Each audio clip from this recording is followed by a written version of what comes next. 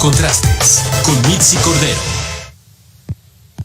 Bueno, ahora vamos a la parte de contrastes de este espacio. Como usted ya lo conoce, presentamos cifras y entrevistas que hemos ya realizado aquí en Mega Noticias. Se le presentamos a nuestro invitado de esta tarde, que además es un experto en la materia, Javier Treviño. Él es codirector de Encéntrico. Gracias, Javier, por estos minutos con el auditorio de Mega Noticias. Hola, ¿qué tal, Mitzi? ¿Cómo están? Muy bien, muy buenas tardes, espero que tú también. A ver, contamos con cultura vial, es lo que estamos hablando el día de hoy, y aunque hemos estado enfocados al tema de las motocicletas, que no respetan el reglamento, que sí necesitan mayores adecuaciones, pero en términos generales, ¿cómo estamos las mexicanas y los mexicanos en cuanto a cultura vial? Mira, es que el término cultura vial es un tema complicado. Digamos, hay una tendencia a responsabilizar al usuario en el 100% de los casos y se lo achacamos a una cultura vial que se supone que es una cultura que no tenemos, pero que sí tienen en Dinamarca o en Suecia o algún país de referencia así. El tema de cultura vial es bien difícil de definir. Pareciera que lo estamos definiendo desde el punto de vista de cumplimiento de la ley, ¿no? De las normas. Pero muchos de los comportamientos no tienen que ver con normas específicas, y muchos de muchos reglamentos de tránsito no obligan, por ejemplo, a marcar la direccional, ¿no? De la que hablaban ahorita. Es parte de, digamos, pues reglas de tránsito, no normas que están en la ley necesariamente. Lo que nos estamos olvidando es que los países que son referencia en estos temas, sobre todo Escandinavia, Suecia, Noruega, Dinamarca, Holanda, lo que le apostaron en principio es a dos cosas claves. El tema del diseño de las calles. Cuando tienes una calle mal diseñada en la que puedes ir rapidísimo, vas a ir rapidísimo, aunque esté marcado a 30 kilómetros por hora o 50 kilómetros por hora, la velocidad máxima es un tema de diseño. Y dos, el tema de cumplimiento de la ley va muy vinculado con el tema de aplicar la ley, sanciones. Y eso lo tienen muy claro estos países. Cuando le apostamos a que nos comportemos bien en la calle, sin sanciones, le estamos apostando a una idea de una cultura vial que es una ilusión. En realidad es eso. Entonces es muy fácil para nosotros como usuarios y para los gobiernos el apostarle a que no haya sanciones, como en muchas de las ciudades mexicanas pasa, pero que aún así nos comportemos bien. Eso no ha pasado en ningún país, y creo que es una ilusión, ¿no? Entonces un poco me parece que el achacarle a los muertos y los heridos en las calles a una cultura vial, me parece que nos estamos un poco autoengañando. Oye, pero ¿qué pasa con estos factores, por ejemplo, de distracción? Que esto sí, tienes razón, esto no tiene nada que ver con un reglamento, bueno, el uso del celular sí, pero ¿qué pasa también cuando te distraes por alguna otra situación, cuando no estás prestando atención, cuando te pasas ese color ámbar del semáforo cuando no deberías de hacerlo, cuando no estás descansado al completo, vas cansado, por lo tanto tampoco prestas suficiente atención? O sea, toda esta cantidad de factores pues van provocando también estos accidentes. Sí, es cierto. La distracción sí es algo además normal, ¿no? En todos nosotros.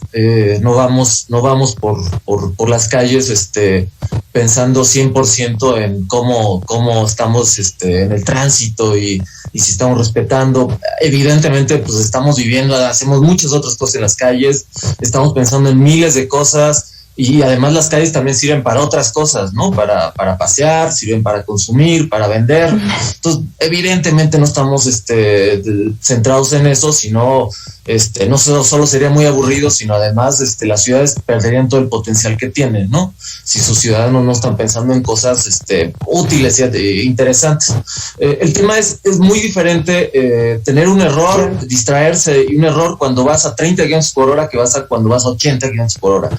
Por eso la insistencia en ciertos temas clave que tienen que ser sancionados. El tema del exceso de velocidad tiene que ser sancionado, porque de que nos vamos a distraer tanto como peatones, ciclistas, motociclistas, automovilistas. La cosa es que nadie muera por distracciones. Ese es el tema. Que las lesiones en todo caso sean lesiones no graves y que podamos distraernos, porque de todos modos lo vamos a hacer. nos vamos a equivocar y alguien se va a cruzar como dice, un semáforo en amarillo, o alguien va a caminar y va a pensar que es un paso peatonal cuando no lo es. El punto es que no importa, que lo puedes hacer porque lo vas a hacer. Vamos a distraernos. El tema es que nadie atropelle a alguien o nadie sancione a alguien con la muerte, porque alguien se equivoca, ¿no? Eso es lo que, un poco lo que hemos aprendido de los países que han resuelto adecuadamente estos temas, que los sistemas de movilidad de tránsito se adecúen a los errores humanos que va a haber, porque somos humanos, no somos máquinas. Por eso es tan importante no tomar alcohol, por eso es tan importante ir a una velocidad baja. Esas dos cosas han reducido un 80% los muertos en el resto de las ciudades. Totalmente. Fíjate que a mí por lo menos me decían cuando empezaba yo a manejar, me lo decía mi papá, siempre tienes que manejar a la defensiva. Tú puede ser que vayas bien en tu carril, puede ser que no, pero siempre estar atento al peatón, al otro automovilista, al ciclista que va al lado, quizá al motociclista también que viene metiéndose entre los automóviles, siempre estar atento. Pero como dices, que de repente le cambiamos a la estación o le ponemos a la música que queremos ir cantando en el automóvil en estos largos trayectos, en fin, una serie de situaciones que sí, esa es la que nos podemos llegar a enfrentar. Ahora, a ver, vamos a enfocarnos ahora a los motociclistas.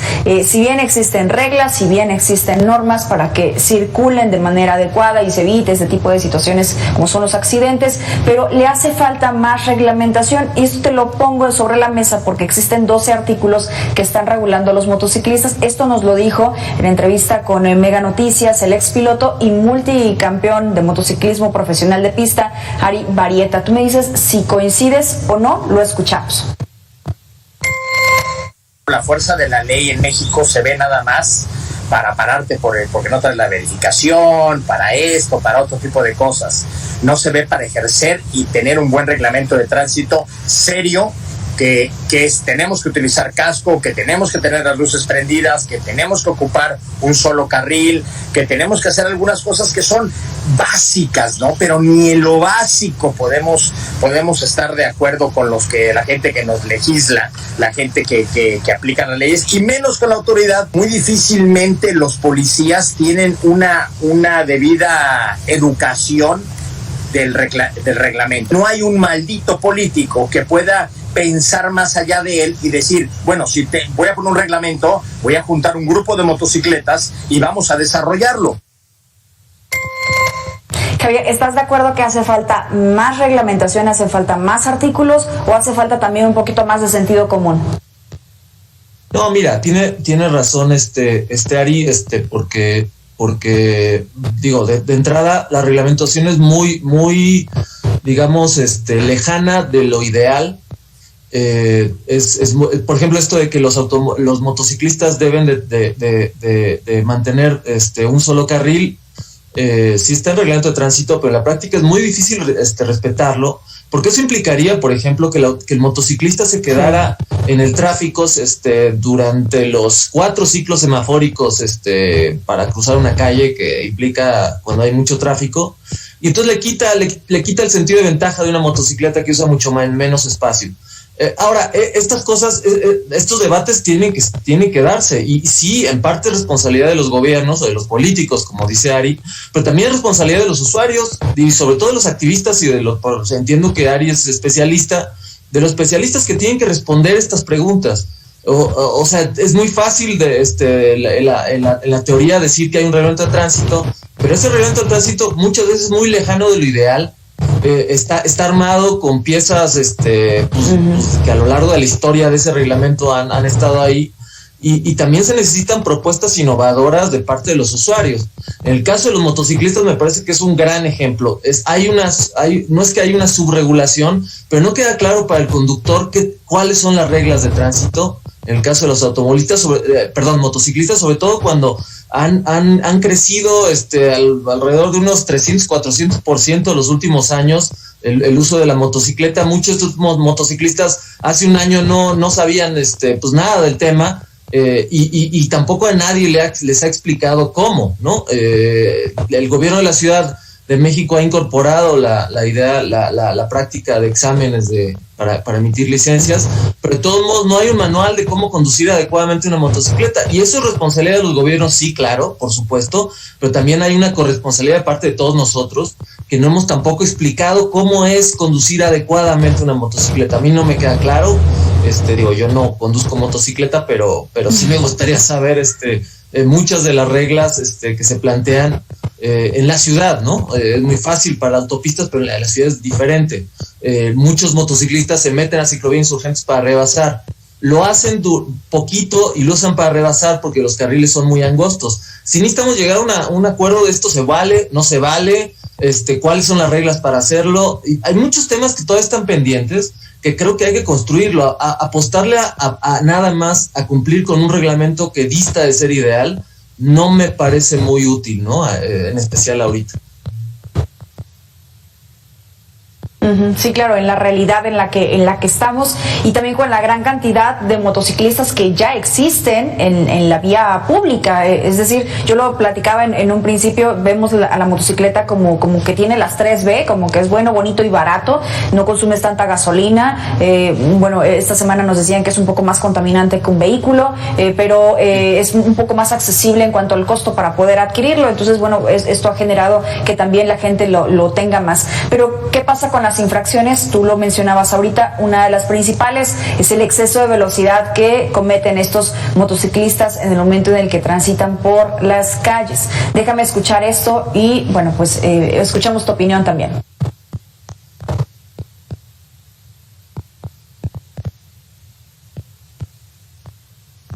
Bueno, a ver, ¿qué opinas de esto, de que sean infraccionados por el exceso de velocidad, Javier? Sí, no, la velocidad es un tema clave. Un poco lo que pasa, por ejemplo, con los ciclistas, en una analogía medio forzada, pero pues que puede dar una idea clara. Los ciclistas van a la máxima velocidad que pueden, en general.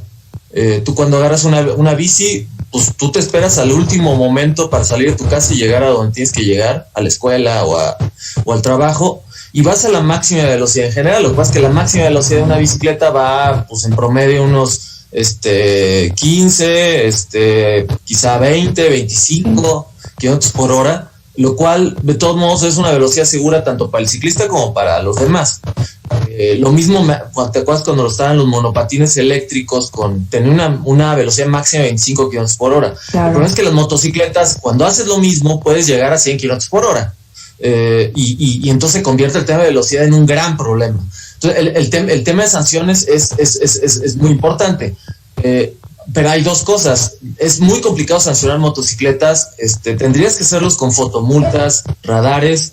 El tema de que la placa generalmente es muy pequeña, está al revés, tiene obstáculos. Y dos, un gran porcentaje de los motociclistas tienen placas de otro estado, sobre todo placa provisional de Guerrero, que se puso de moda, porque es fácil sacarla, y es muy difícil sancionar, ¿no? Porque de entrada ya no funcionan los aparatos de radares. Con placas de fuera tendrías que tener un acuerdo, un convenio con el gobierno de Guerrero o con otros y sancionarlo. Es un lío. Hay una serie de obstáculos, ¿no? Pero podemos empezar con las placas de la Ciudad de México, ¿no? El sancionar, y el tema de velocidad es clave, ¿no? O sea, ahí sí no, y hay una impunidad, creo que total, ¿no? En la Ciudad de México sobre este tema. Y creo que sí tendríamos que apostarle a sancionar a los motociclistas que rebasan los límites de velocidad, y llegar a un acuerdo incluso con los usuarios, con los activistas, con los grupos de motociclistas, un acuerdo en que todos acordemos que esto, hasta dónde sí podemos llegar, hasta dónde no. Y me parece que esto es absolutamente necesario, ¿no? También el uso de la motocicleta, por ejemplo, el caso de Colombia, cuando hace, ya unos 20, 30 años, que los sicarios usaban las motocicletas como una forma de ejecutar personas. Lo estamos viendo acá en el tema de asaltos, de ejecuciones. Lo que hicieron en Colombia fue poner que la placa estuviera en un, pues que se viera en el cuerpo, ¿no? Poner ahí unos, en fin, que se pueda decir a la placa de lejos, ¿no? Se prohibía que dos personas usaran una sola motocicleta. Eso lo hicieron allá. No digo que hay que hacerlo acá, lo que sí digo es que necesitamos responder con reglas y con aplicación de la ley a un problema que dentro de unos años vamos a ver, se va a ver en números brutales de muertos y heridos graves, tanto arriba de la motocicleta como abajo, ¿no? Peatones. Entonces sí necesitamos resolver este problema ahora, no cuando esté el gran problema, ¿no? Ya viviéndose. Eso era justo lo que te iba yo a comentar, Javier. A ver, en otros países, por ejemplo como Colombia, que les pusieron estos chalecos para poder identificar la placa, fueron algunas de las medidas, aunque hay personas que dicen no, porque se presta a que haya duplicidad, se presta a que haya clonación, se presta a una violación de los derechos humanos. Y en Jalisco, particularmente, están viendo la posibilidad de que efectivamente las personas en moto no vayan más de una, no vayan estas dos personas para evitar el tema de los delitos. Ya nada más para concluir esta entrevista, entonces, ¿no estarías de acuerdo en que se hicieran estas modificaciones y que se aplicara en México? No, lo que yo digo, hay muchas cosas como estas que tienen que discutirse y que no está clara. O sea, no está clara. Te digo, el uso de un solo carril por parte de un motociclista, la obligación de usar un solo carril implica que no se pueden filtrar entre carriles cuando hay tráfico, cuando el tráfico está detenido, lo cual me parece que no es muy práctico, ¿no? Creo que necesitamos llegar a acuerdos sobre qué sí, que no, incluyendo el chaleco, creo que el uso del casco no hay ninguna discusión, el que tener más de una persona arriba de la motocicleta. También es cierto que en muchas comunidades del país el que vayan 3 en una motocicleta es la única manera de moverse. O sea, hay que reconocer la necesidad social, pero también, digamos, ponderar derechos, ¿no? También reconocer que es un problema y que puedes poner en riesgo, y que se pone en riesgo al chamaquito que va arriba de la bici, de la moto. Entonces sí creo que hay que discutir esto a nivel nacional, empezar quizá con la Ciudad de México, donde vivamos, pero creo que sí necesitamos abrir este debate a nivel nacional, porque necesitamos ponernos reglas que hoy no están puestas y que los reglamentos de tránsito no prevén. Entonces, para lo ideal en estos casos, para claras, crear nuevos reglamentos de tránsito, discutirlo entre todos, ¿no? Exacto, y que sean claras, así es. Javier Treviño, muchas gracias por estos minutos con Mega Noticias, con su auditorio, pues a ponerlo en el tema nacional, en lo que se debe de hablar, y no distraernos en realidad en otras cosas. Gracias, codirector de Encéntrico. Que tengas excelente tarde, excelente fin de semana. Saludos.